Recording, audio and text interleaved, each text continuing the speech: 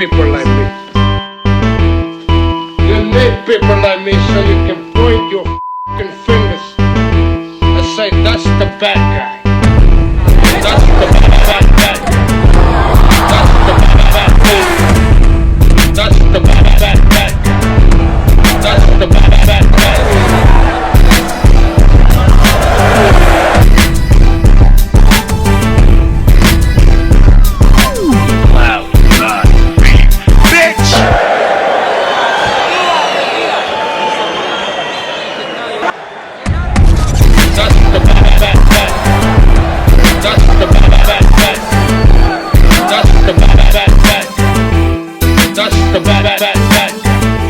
Welcome to the motherfucking relay. We're covering today's top boxing news. Ow! Okay, we'll start with this. Early next month on the 2nd, Chi-Town's own Summer Lynn, One of Rick Ramos's fighters, who fights out of the Body Shot Boxing Club over there in Chicago. She's going to be returning to action against Pavilus. Sports professional record of 2 wins, 4 losses with 1 draw. Never been stopped. To Summer Lynn, who will attempt to advance to a professional record of 7 wins, no losses, and no draws with 3 knockouts. She's 6-0 now, having fought 4 times last year. She sat out all of 2020, but made up for lost time in 2021, and that's what you want to see from a young up-and-comer. In the early stages of a fighter's career, it's not unusual to see them fight as many as 3, 4, maybe even 5 times in a single calendar year. So Summer had a very productive year last year. And she's only 20 years old. There's not actually any reason or any need to rush Summer into anything she's not ready for, not just yet. She's going to be taking on Pavilus, a pedestrian-level opponent, which is what you expect to see on a fighter's resume. That's what you expect to see in the early stages of a fighter's career. Is a southpaw, whereas Summer Lynn, she's an orthodox fighter. There is valuable experience to be garnered in this early stage of Summer's career, getting her acquainted with facing different types of fighters, got different types of base styles, experience levels. In this instance, a southpaw, but a manageable one. And this is all supposed to be going down at the Finish Line Sports and Grill in Pomona, California.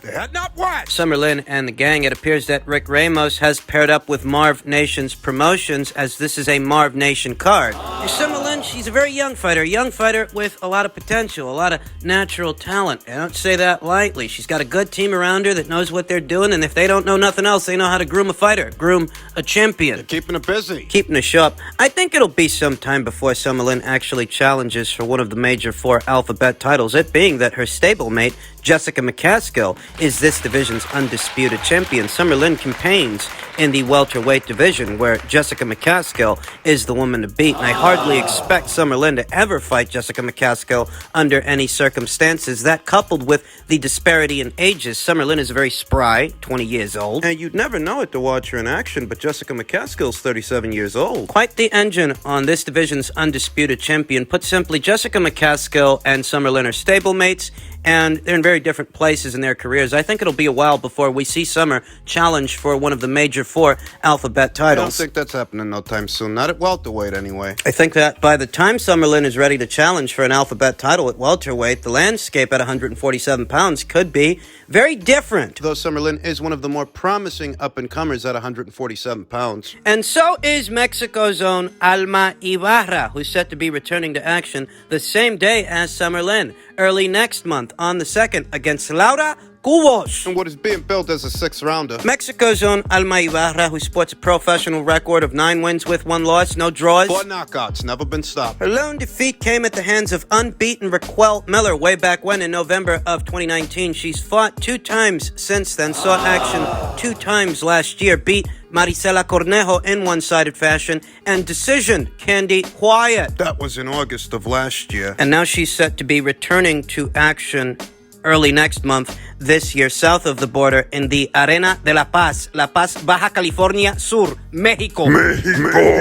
Against Laura Cubos, who's coming off of 2 back-to-back losses, 2 consecutive losses. This reads like a stay-busy fight, keep the tools sharp kind of fight. You know, Alma Ibarra is supposed to be in a pole position to challenge for the WBA title in the welterweight division, but it seems to me the WBA drags their feet when it comes to the ladies, when they come to the girls. They don't order fights for the ladies anywhere near as frequently as they do for the guys. I think Alma Ibarra at this point, she wants to challenge for that WBA title, but short of a mandate, Alma Ibarra is a more mature-rated fighter than Summer Lynn, who we just talked about. She's 14 years older than young Summer Lynn of Chicago. Alma Ibarra, she ain't got all the time in the world to wait. She ain't got all the time in the world to spare. I'm pretty sure she wants to challenge for a world title at welterweight in the very near future, perhaps sometime this year, though short of an order. It's hard to imagine how that fight happens. Alma's very statuesque for welterweight. Capable, a very fierce fighter with generous physical dimensions for this division. There does appear to be salt in those punches. Oh yeah, she's fun to watch. She's supposed to be returning to action very soon. I think that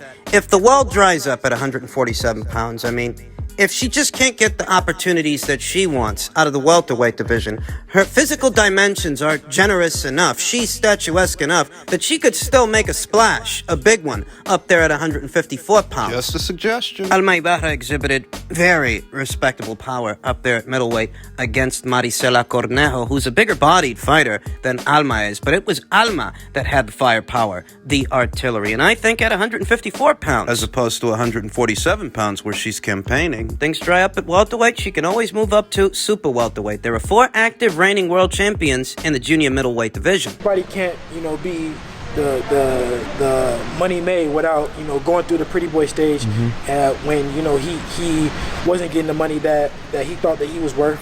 And that's where I'm at right now. He doesn't believe, George Kambosos and his team don't feel like I'm worth, that, which is fine. When I get the belts, then I can write my own checks. I want to inspire guys that, all that other side of the street stuff or whatever the case may be, if you really truly want these big fights, they could be made. People say, oh, well, it can't be made because you signed with that promoter, or you're this, or you're that. But if you truly want it, you would do the Devin Haney, and that's what the Devin Haney's doing. He's starting something new, and he's doing whatever he got to do to make the fight happen, and it is what it is. In addition to those comments coming to us by way of Fight Hype TV, Devin Haney also stated, I just agreed to everything they wanted. If I've got to go on another network with another promoter, so be it. Got to rematch you in Australia, so be it. I just wanted the belts. I wanted my name to be in the history books forever. I'm taking a lot less money than I should be making. It's about my name being in the history books. Can't be the money man without going through the pretty boy stage. When I get the belts, then I can write my own checks. I told you guys it might be a bit uncomfortable, but it was the right decision. Wise decision. This deal that Devin Haney is entering into, a 2-fight deal where he's got to beat George Kambosos 2 times in George's neck of the woods. Well, I don't think that's how Matchroom would have handled the situation. I don't think that's the kind of deal they would have negotiated. They would have likely opted to do 1 fight in Australia and 1 fight in America, whereas with this fight, even if Devin Haney wins, even if he wins the first fight and beats George Kambosos in his backyard, he's got to do it again. He's got to do it 2 times before he's in the clear. He's got to beat George Kambosos not once but twice, and he's got to make sure to be decisive. Beat him decisively is to not get robbed abroad. And this is what I mean when I say that this arrangement is less than ideal. Less than ideal for Devin Haney, but the alternative would have been much worse, being completely frozen out of the lightweight and super lightweight scene. Devin Haney's former promoter, Eddie Hearn, seems to think that Devin's plan is to go and get those belts, then come back to Matchroom. I want Devin to become undisputed. Devin's a very loyal kid, but you can't miss an opportunity like this one, and rest assured, it is Devin Haney's opportunity. It's George's opportunity to give out. And Devin Haney's opportunity to receive, though they're not making things easy for him, now are they? We know he wasn't their first choice. We know that a fight with Vasyl Lomachenko was all but done, but Vasyl Lomachenko decided to stay behind in the Ukraine, so here we are. Devin Haney did say he was willing to take whatever deal Vasyl Lomachenko took. And I told you guys that he's reached a critical point in his career where to get to the next phase, he has to be willing to make sacrifices. Gotta be willing to leave his comfort zone. Devin Haney does. George Kambosos Jr. himself said, look, I'm still waiting to see his contract. Kambosos said after a 2-minute Royal Rumble with champion jockey James McDonald at Randwick. I want to see that contract, and we've got to fight, cause the world and Haney has got to understand. They're the B-side. They've got to do what we tell you. We're the A-side. We've got all these belts, and when I see it, no problem. We've got to fight. But just remember, I chose you. I could have taken anybody. Bit of grandstanding from the newly crowned, unified and lineal lightweight champion George Kambosos Jr., who added, "You know that feeling when you take it off a champion in his hometown, and he's going to try to do that. But when I won all these belts, my hunger, my motivation went through the roof. Let's hope he comes on the plane and he comes and fights, but he can only fight for so long before he starts running. He's good on his feet, but it's only a matter of time before I cut him down and break him down, and not only strip him of that version of his belt, but strip him of his career like I did with Teofimo Lopez. I didn't just take these belts off Lopez. I took everything away from him." There's a ring of truth to that. Teofimo Lopez, who isn't beaming with confidence the way he was before he fought George Kambosos Jr., before he was dished out his first professional loss. Teofimo don't rebound off his loss to George Kambosos. You could argue that George is right. George ruined him. Yeah, that's if he doesn't rebound. Let's see if he does or doesn't. George added, "The first choice was Vasyl Lomachenko because he's a more exceptional fighter, a brand. But Haney can play second fiddle, come to Australia, pack his bags, and bring his team over. Kambosos has been taunting Haney for months and pointed out on Monday that the American only gained the WBC strap after it was vacated. He never actually had the pleasure of winning in the ring," the Sydney Slugger said. "You know that feeling when you take it off a champion in his hometown?" I just told you that George has a higher opinion of Vasyl Lomachenko than he does of Devin Haney. And that's likely why negotiations went so smoothly between the teams, because they knew that Vasyl Lomachenko, he's the kind of guy that he's willing to make sacrifices. He's willing to acquiesce to being the B-side in George's neck of the woods for the opportunity, because he knows it's an opportunity. His opportunity. It's a big part of the reason a lot of people respect Vasyl Lomachenko. Because he's willing to do what he's got to do. I think the same is true here and now when it comes to Devin Haney. He's willing to do what he's got to do. And I don't think he's left his critics with much to criticize him about. Perhaps they might not find his fights aesthetically pleasing as what they see in more action-oriented fighters, guys who take more chances. Devin Haney's bread and butter is his boxing, not his brawling. But at this point in the juncture, you can't criticize him. What is there to criticize him about? He's taking the kind of chance that a Ryan Garcia don't want to take, a Gervonta Davis. He's willing to take this guy on in his neck of the woods. I'm going to be honest with you guys, even when it comes to some grandstanding from George Kambosos Jr., the newly crowned lightweight lineal unified champion, I got no criticisms for George. I got no criticisms for Devin. So long as they get this fight over the line, and it appears that they're going to, there's nothing to criticize about these two boys. It just isn't. I viewed the Vasyl Lomachenko fight as a much riskier fight than this for George. But George was willing to do it. He was willing to fight him. And now that Vasyl Lomachenko is out of the running, he's moved on from that to Devin Haney. Clearly, this is a guy that... I think that speaks to his character and the kind of fighter he is. I think this situation also speaks to the character of young Devin Haney, who's a very young guy. He's made very good money for a fighter his age he has, and he's willing to step into the fire in George's neck of the woods. I approached this entire situation with some skepticism as to whether or not Devin Haney would be willing to do what he has to do to get this guy in the ring. He is. He's willing to do it. Nothing in there to criticize. This is one situation where, at least for now, for the time being, based on the look of things, there are no bad guys here. Just a fight. An important fight that these two boys are willing to get over the line. But apart from that, there's nothing to be critical about. Regardless of who you think is going to win. There's nothing to be critical about. Eddie Hearn himself stated, obviously it was more beneficial for Dibella to do the Kambosos-Haney deal with ESPN, as opposed to doing that same deal with Matchroom and DAZN. There are a lot of people out there, they feel Lou Dibella was sandbagging it. Making things harder than they had to be for Matchroom and DAZN to get involved. Eddie Hearn understands that Haney had to do what was best for his career in the short term by entering into a multi-fight agreement with two of his promotional rivals, Lou Dibella and Bob Arum. The British promoter also recognizes that Dibella did what was best for his company and Kambosos by partnering with Arum and ESPN over DAZN, the streaming service that funds Hearn's budget for cards in the United Kingdom and the United States. Ultimately, Dibella and DAZN disagreed over television streaming rights in Kambosos' native Australia and whether a Kambosos versus Haney rematch, which will take place only if Haney wins June 5th at Marvel Stadium in Melbourne, should be held in Australia or the United States. Haney's home country. Dibella, who promotes George Kambosos, offered DAZN required an immediate rematch in Australia if Haney wins. It also allowed for a pay-per-view distributor in Australia where DAZN wanted to stream the fight to service one of its most important target markets. Look, in a nutshell, Lou Dibella leveraged the situation in him and his fighter's favor. I mean, who do you think it benefits that one of these stipulations is that Devin Haney must have a rematch with George in George's neck of the woods, even if Devin wins the first fight?